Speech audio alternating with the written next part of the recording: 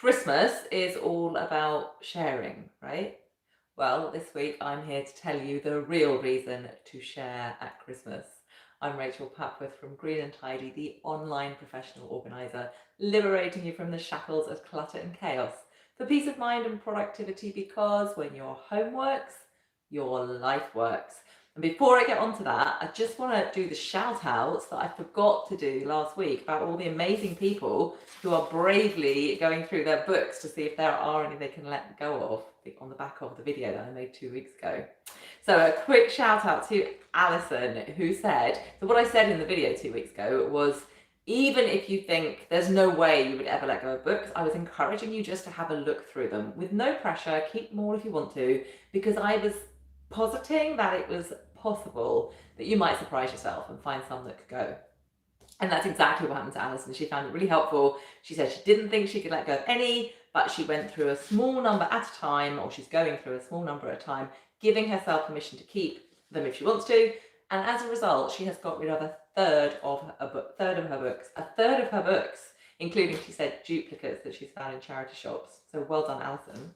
Also well done to JazzGal08, who says she's going through, I think it's a woman, going through about 20 books and planning only to keep a handful of books.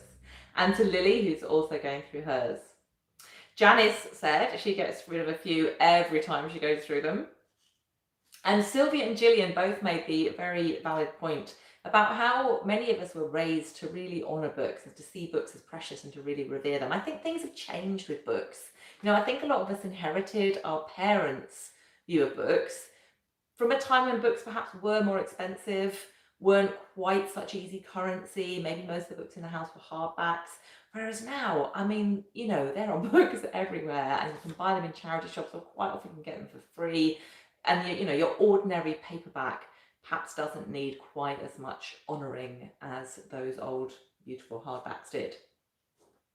Oh, and finally, a lot of shout outs for people saying not to forget your local library, which is, you know, I completely support that. I used my library, was there yesterday getting 3 books out to cover me over Christmas.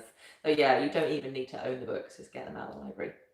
So moving on from books, it has not escaped my notice, although it nearly did, that Christmas is only just over a week ago. I was at a singing lesson just a few days ago, and at the end of the lesson we were looking at when we were seeing each other next, and it dawned on me that Christmas was next week. So I have 2 advent calendars, right? I have a chocolate advent calendar and I have a regular advent calendar because I love Christmas. And yet I still hadn't actually noticed that Christmas is next week. So I have my annual panic, of course. And that's prompted me to give you my 5-point plan for surviving the countdown to Christmas. And this is the real reason why you should share at Christmas. Because the first point of the 5-point plan is an S, to schedule. I think you may have heard me say before how powerful scheduling is. When you're panicking about whether you're going to get everything done, don't just make a to-do list, schedule everything. And then you can see whether you actually can get it done or not, and the stress will reduce, I promise. So S. H is for help. So when you've done your scheduling, if you haven't got time to do it all, or in fact, even if you have got time to do it all, ask for help, delegate, get other people to take on elements of what needs to be done. Point 3, accept the situation. You know what? Christmas Day might not be perfect. The meal might not be perfect. You might have to cut one of those side dishes, and that's fine. You know, Christmas is not about getting everything perfect. It's about sharing with your friends and family and having a lovely time.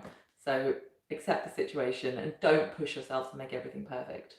Point 4, reduce. I would quite like to put this in a different order, but it wouldn't have spelled share then. So point 4 is R for reduce. Reduce what you've got to do. If when you've done your scheduling, there's too much on it, just take some of it off. Like I said, maybe all of it isn't necessary. And then your 5th point of your 5-point plan is E for what do you do if the emergency happens.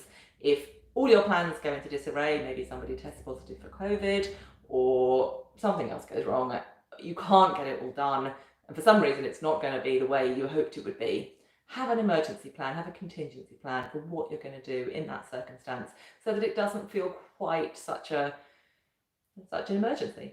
So there you go, there's your 5-point plan to ARE this Christmas and survive the Christmas countdown. Santa agrees with me. Give me a like and I will see you in next week's YouTube live. I forgot to say to comment, so let me know what you think about all that in the comments below. Bye bye.